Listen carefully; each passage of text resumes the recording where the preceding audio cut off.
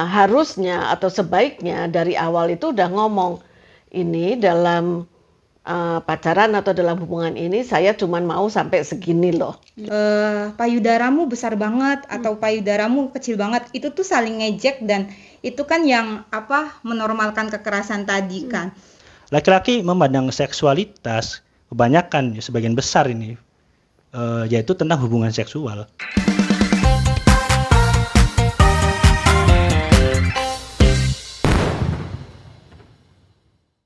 Halo Sobat Rama, selamat datang di podcast Rama. Seperti biasa, kita akan mengobrolkan tentang realitas kekerasan seksual ya.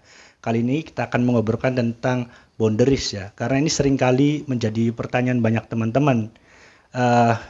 Teman-teman yang yang berpacaran itu seringkali mengalami kekerasan seksual, tapi tidak bisa untuk mencegahnya secara personal itu.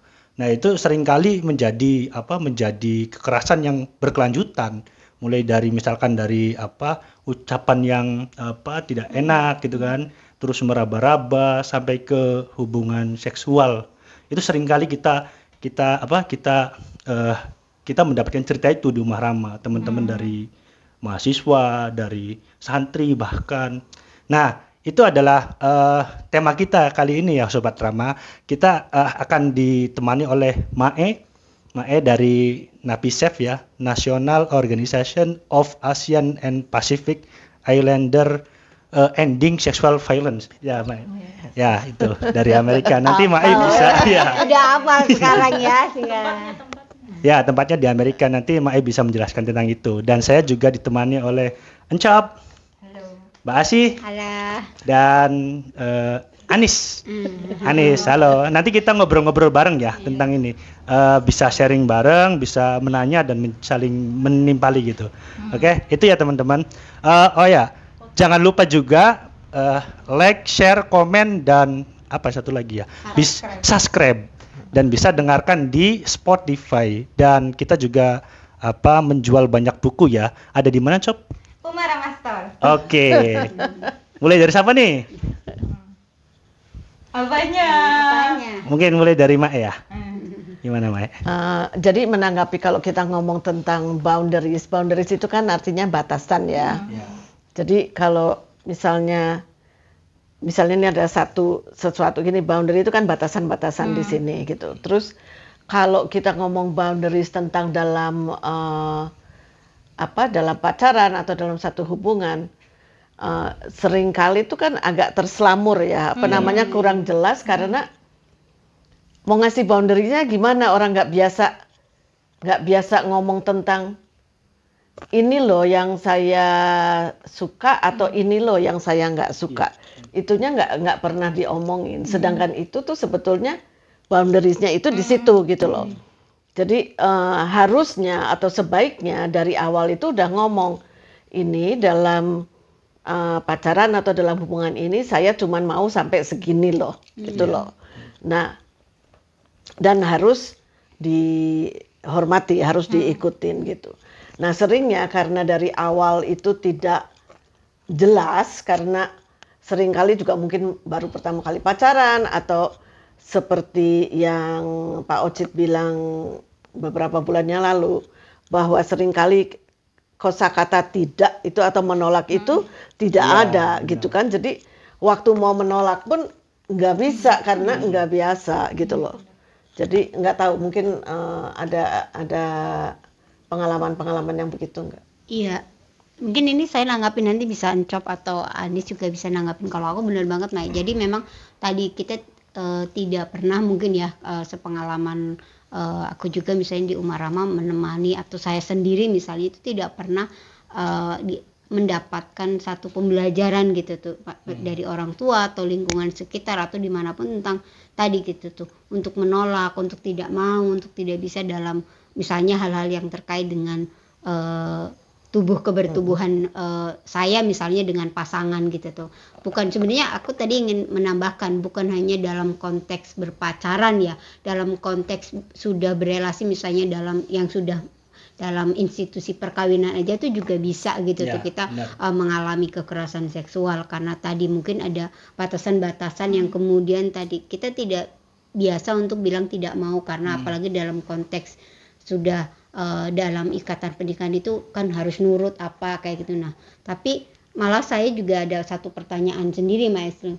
Kenapa sih gitu tuh kita tidak pernah diajarkan itu gitu tuh dari dulu, kenapa gitu tuh, itu juga jadi keresahan pada akhirnya gitu tuh, setelah menemani itu kemudian muncul juga kenapa ya gitu Maestro. Iya, susah ya karena seringkali tuh yang kalau kita ngomong tentang tubuh, tentang seksualitas itu udah dianggap pamali gitu loh. Dari awalnya tuh udah dianggap pamali. Jadi mau ngomong juga gimana, orang tua kita sama nggak ngertinya gitu. Apa namanya?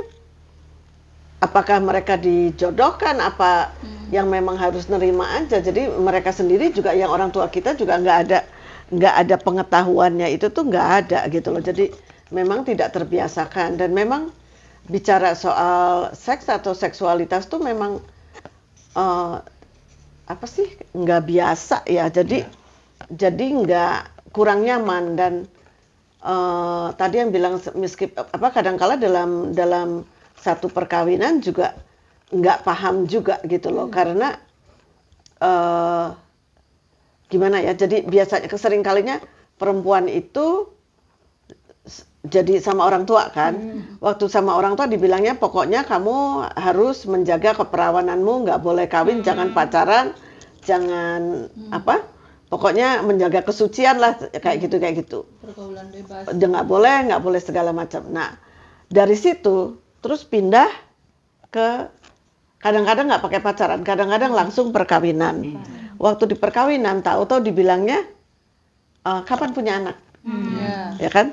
Nah, waktu punya anak itu kan ada hubungan seksualnya, itu nggak pernah dibilang, nggak pernah di proses gitu loh. Jadi kalau misalnya saya pernah ngobrol sama teman saya, kan yang udah seumuran aku ya, aku tanya, ini gimana gitu, pengalaman kamu gimana? Dia bilang, yang gua tahu itu gua merasa sakit terus gua bunting. Jadi nggak ngerti apakah itu pemaksaan atau itu kekerasan, enggak. Yang dia tahu, dia tidak nyaman, merasa sakit, terus dia hamil gitu loh. Itu berapa banyak kejadiannya di perempuan-perempuan yang nggak mengerti konteksnya, itu sebetulnya nggak boleh loh gitu loh. Nah, tapi kalau dibalik lagi tadi ke boundary lagi, ya boundary-nya nggak ada segitu loh. Kayak kadang baru yang sekarang aja yang generasi lebih muda. Iya, mungkin aku mau nanya juga, mungkin nanti juga teman-teman hadir, tetapi aku mau nanya ke yang kayak yang muda-muda ini, kayak Kak Cowok, kayak ke Andis, bagaimana di generasi kalian nih soal boundaries ini gitu tuh, ada nggak pengalaman atau apapun gitu tuh yang kemudian terkait soal batasan ini dalam hubungan spesial dengan seseorang atau dengan siapapun itu? Ada sih Bu, yang beberapa tahun lalu tuh ada yang cerita, dia tuh kan perempuan. Nah terus tuh dia udah pacaran, nggak tahu lamanya sih, aku nggak tahu, tapi tiba-tiba pas dia video call itu yang dimunculin langsung penisnya gitu, lagi ngobrol biasa, nggak ada obrolan seksual atau apa, nggak ada. Terus tiba-tiba munculin penisnya, itu kan jijik ya.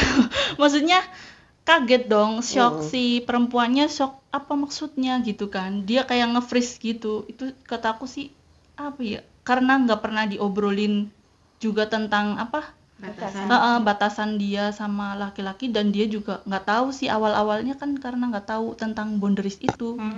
Ya, nah terus kalau misalnya kejadian seperti itu, yang akan dilakukan tuh apa gitu lah, karena kekerasan seksual itu seringkali kayak kejadiannya itu kayak tiba-tiba gitu.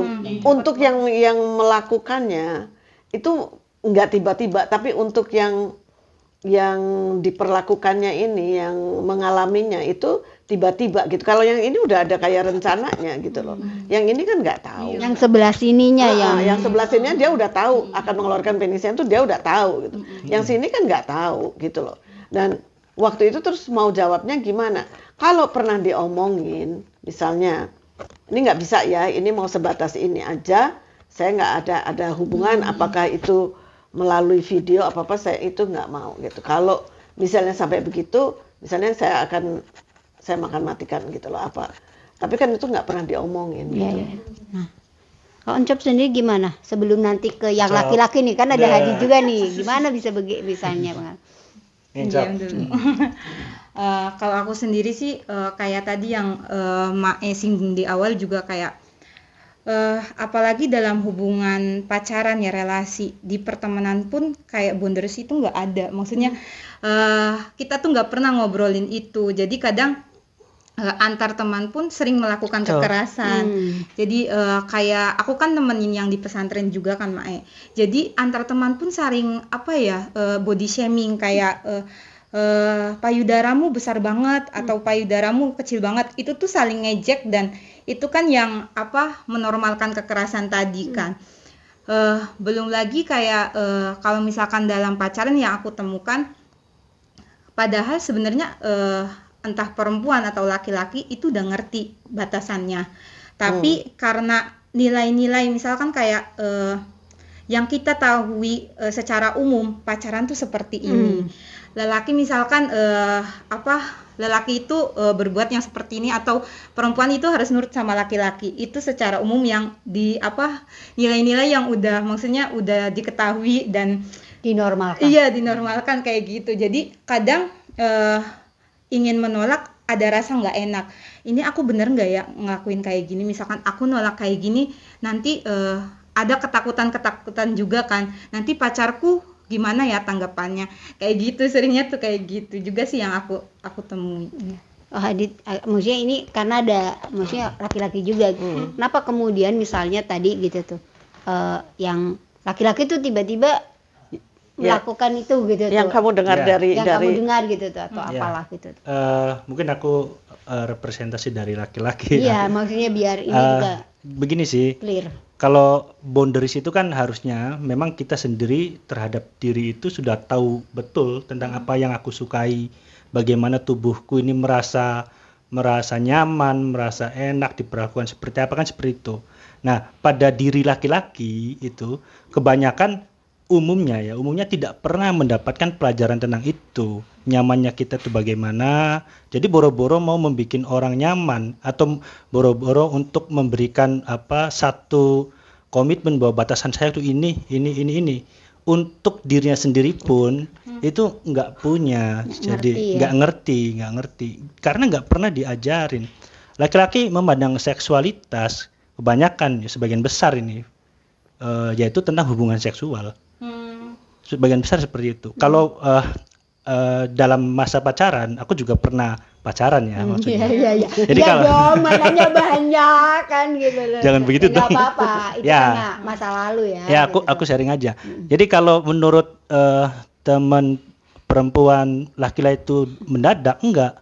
Jadi sebelum main aja ngapel itu kita udah merancang, itu kan tadi aku bilang. merancang apa yang harus aku bawa, apa yang harus aku persiapkan, obrolan apa itu sudah Udah dirancang. dirancang. Sudah, jadi udah di dalam pikiran. Makanya kadang-kadang seorang laki-laki ngapel ke perempuan kan bawa martabak, itu kan gitu, atau bawa durian, itu udah dirancang dan ada itu juga bahwa laki-laki itu sering juga kalau sedang pacaran itu dia cari celah-celah di mana obrolan tentang seksual itu bisa dilakukan gitu kan. Misalkan dengan awalnya mengobrolin tentang kamu sayang gak sama aku kayak gitu kan. Tapi akhirnya menuju ke situ meraba-raba dan lain-lain kayak gitu. Dan itu biasanya laki-laki bisa melakukan di mana saja itu. Umumnya Di begitu atas ya? motor, kadang aku juga sering lihat loh di atas motor tuh kadang laki-laki nyetir tangan kirinya tuh pegang pahanya perempuan kan kayak gitu. Nah itu tuh ya menurutku karena dia itu tidak mengerti yang perempuan itu mau nggak sebenarnya kayak gitu, dan itu tiba-tiba kayak gitu. Dan perempuannya nggak bisa nolak kan Nggak karena bisa lagi di nolak, atas motor di gitu atas kan. motor gitu kan. Resikonya Sering sekali berbahaya juga ya. berbahaya juga. Ya banyak lah mungkin bioskop kalau anak-anak muda yang itu kan. Tapi aku sih melihatnya bahwa ya laki-laki itu konteks pemahaman tentang seksualitas itu ya hanya memahami tentang hubungan seks yang larinya ke hubungan badan. Jadi bagi dia ya memang ke situ, dan mengertinya misalkan pacaran ya hanya ke situ larinya tuh. Nggak ada, belum aku belum pernah mendapati pelajaran atau orang yang memberitahu, menasihati saya tentang kamu tuh harus melakukan hubungan atau relasi dengan perempuan dengan begini batasannya begini, dengan baik, saling menghormati atau membangun intimasi kayak itu. Enggak pernah. Ya aku juga pernah merasakan itu dulu tuh. Ya Itu sih. jadi kan seringnya juga gini, kalau memang tadi yang seperti aku bilang, yang pelakunya itu mah udah dirancang kan, udah siap-siap kan, dia tahu dia akan melakukan ini gitu. Yang di sini yang mengalami itu kan nggak ngerti apa-apa gitu kan, dan lebih naif ya kadang-kadang. Nah ada juga yang laki belajarnya dari mitos-mitos, bukan dari yang benar. Jadi misalnya, oh kalau perempuan tuh bilang enggak, saya nggak mau tuh sebetulnya mau gitu kan. Terus orang laki tuh misalnya belajarnya dari film-film pornografi. Nah biasanya kalau yang film-film porno tuh ada unsur kekerasan. Jadi dia pikir, oh kalau hubungan seksual itu selalu ada unsur kekerasannya gitu loh. Jadi karena nggak pernah diajarin, ya belajarnya dari apa yang ada, dan antara laki-laki sama laki-laki belajar saling sharing yang nggak benar gitu kan. Benar. Dari sumber-sumber yang tidak bertanggung jawab seperti itu. Iya, sama ini Mae, aku tadi tergelitik juga nih, maksudnya Encop kan tadi muncul soal nilai-nilai yang kadang-kadang, nah nilai-nilai tadi yang dipahami gitu seolah-olah kalau misalnya kita melakukan body shaming itu menjadi satu kenormalan. Nah sebenarnya nilai-nilai ini bisa kan dirubah gitu tuh untuk tadi gitu, untuk kemudian mencegah gitu terjadinya kekerasan seksual itu gitu tuh, karena kalau misalnya ketika kemudian nilai itu dianggap satu kodrat gitu tuh kan, karena dinormalkan kan seolah-olah nilai itu sesuatu yang kodrat dan tidak bisa dirubah gitu. Itu kalau menurut Mae sendiri bagaimana gitu tuh? Ya ini Kalau pembelajaran gimana buat ya, kita. kalau aku mau bilang, maaf ngomongnya juga kayaknya kadang-kadang kita tuh kayak receh banget gitu loh. Apa namanya, misalnya gini, aku punya teman yang udah 20 tahun nggak ketemu. Pertama kali ketemu tuh bukannya gimana ngomongnya, kok kamu bulat sekali, gendut ya. Itu tuh aku sampai pikir, kamu tuh nggak ada kata-kata lain yang bisa diomongin gitu loh. Itu tuh kayak otomatis. Makanya yang tadi body shaming tuh udah kayak normal aja gitu. Kok kamu tuh begini, kok kamu tuh begitu gitu loh. Ih kamu tuh begini gitu loh. Kok kamu gendut sih, kamu berat badannya naik kayak gitu. Itu tuh kayak biasa banget gitu loh. Jadi saya nggak tahu apa namanya ngerubahnya juga dari mana gitu, karena nggak nyaman kan gitu. Dan sebetulnya Nyaman banget. kadang-kadang aku mikir kalau orang Indonesia dibilang itu orang Indonesia sangat sopan, sebetulnya nggak, menurut aku enggak. Apa namanya, ada hal-hal yang sebetulnya nggak nyaman, membuat orang nggak nyaman, tapi sudah dinormalkan gitu, kayak cemal-cemol kayak gitu kan. Itu aku liatin aja kayak kemarin yang ada ibu-ibu yang nganterin makanan ya. Terus ada satu waktu ada ular tuh kalau nggak salah. Waktu terus kan si masnya itu kan ada bawa kayak kayu gitu kan. Waktu dia lewat salah satu ibu itu dia gitu. Oh, menepuk ya. Itu dari mana gitu loh. Ngerti nggak? Itu kan nggak ada boundary-nya. Jadi dia merasanya dia berhak untuk melakukan itu gitu. Dianggapnya bercanda. Oh iya, udah Dianggapnya bercanda, iya benar. Iya, kayak nggak ada efek apa-apa gitu.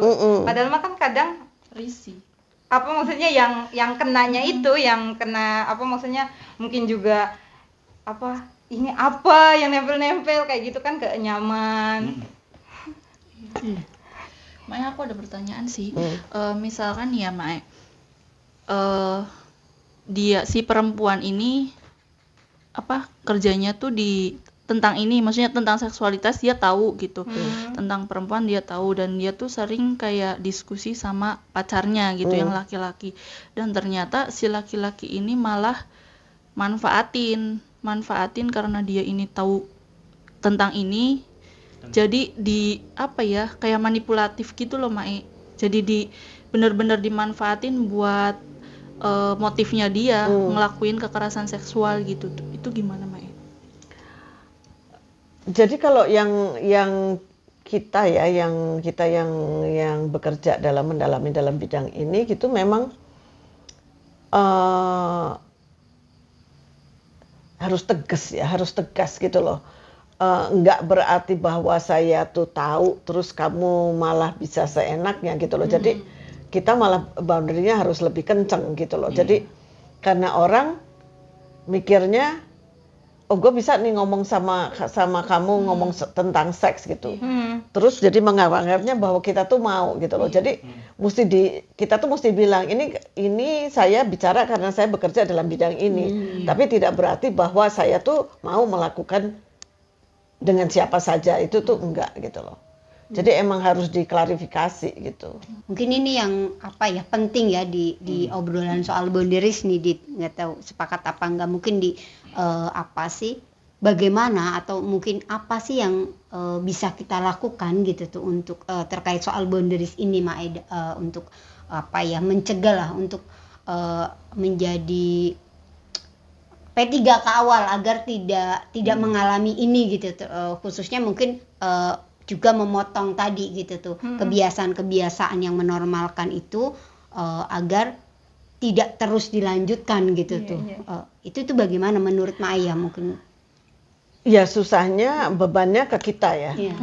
Karena kita yang lebih tahu, untuk orang-orang yang lebih tahu bahwa enggak loh, ini saya tuh nggak bisa, saya nggak mau, bahwa ini tuh batasan saya segini gitu loh. Dan rasa malu, segan, sungkan kalau saya ngomong begini nanti dia gimana. Ya sekarang mesti mikirnya gini, kalau saya maunya begini, saya maunya berhenti sampai sini. Terus dia mau melanggar itu, ya berarti dia tidak menghormati saya, kasarannya.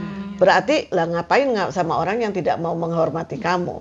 Itu baru dalam soal itu. Nanti kalau udah jadi lebih serius lagi atau dalam perkawinan, itu pasti akan lebih jauh lagi tidak menghormatinya gitu loh. Jadi nggak bisa kalau nggak tegas dari awal. Tegas. Jadi kitanya harus tegas karena untuk memotong tadi siklus yang tadi. Saya nggak bisa, saya nggak mau. Ya maaf aja kalau kamu bilang ya udah, kalau kamu nggak mau saya putusin, ya putusin aja. Nah itu harus kuat-kuatan kitanya, harus berani. Itu ya Sobat Rama, itu sih dari aku sih begitu ya, kayaknya menarik banget yang ngomongin boundaries nih. Aku sih lebih pengen nanya ini sih Mai, boundaries ini kan memang satu komitmen ya kalau di relasi kan antara laki-laki dan perempuan. Kalau di perempuan seringkali itu diterapkan gitu kan, perempuan harus melakukan itu. Nah, laki-laki ini kadang susah untuk melakukan itu. Kira-kira untuk laki-laki agar biar komitmen relasi itu jangan perempuan aja yang harus menjaga dan harus berubah. Itu seperti apa, Mai? Dengerin, kalau perempuan ngomong tuh didengerin. dengerin. Jadi kan ada yang bahasa lisan, ada yang bahasa tubuh ya.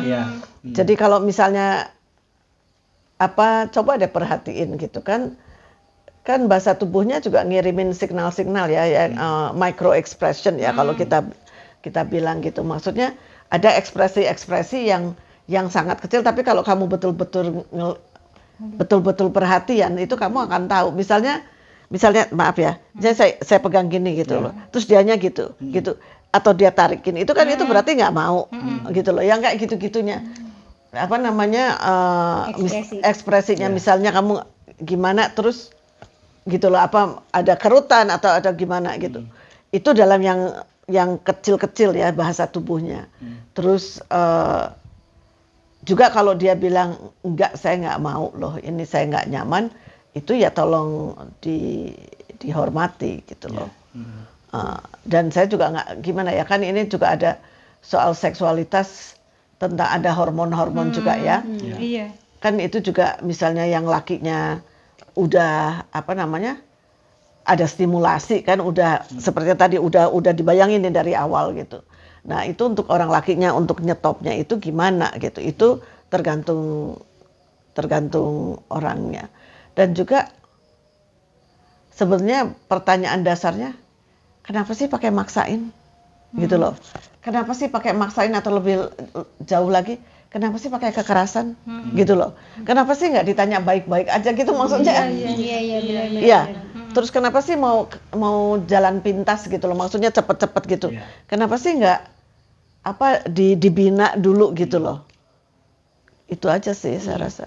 Kayaknya terakhirnya itu jadi refleksi, bahan refleksi, pertanyaan kenapa sih? Iya. Kenapa sih? Iya. Itu sih obrolan sore ini. Oke, oke teman-teman, ini obrolan kita tentang boundaries tadi. Semoga teman-teman dapat mengambil hikmah ya dari pembicaraan kita dan mendapat pelajaran.